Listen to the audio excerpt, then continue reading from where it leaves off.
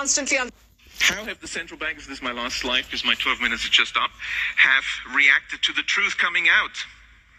They admit that they've been telling porkies, and now they propose to increase their power. So central bankers belatedly admit, oh, now that you've mentioned it, yes, banks create the money supply. So let's abolish that now. And also, by the way, let's abolish cash. So what should we do? Well, introduce digital cybercurrency that central banks issue and control, and thereby gain total control over all economic transactions, decisions, and the whole lot you've just heard from the CEO of the GDI. So the greatest concentration of central banking power in history is really the bid they're aiming at. That's the central bank's goal. And, of course, digital accounts of dissenters and regime critics could be switched off. It'd be very difficult to even purchase necessities.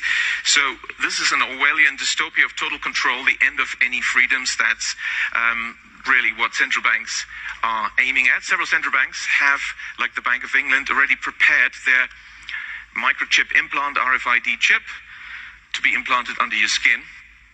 And why is the sudden discussion about universal basic income from all the grassroots and inverted commas movements and billionaires? Universal basic income is the bribe for you to accept the microchip. The overarching trend of the 20th century is concentration of power in the hands of the few. That's what we have to keep in mind. We have to work against this.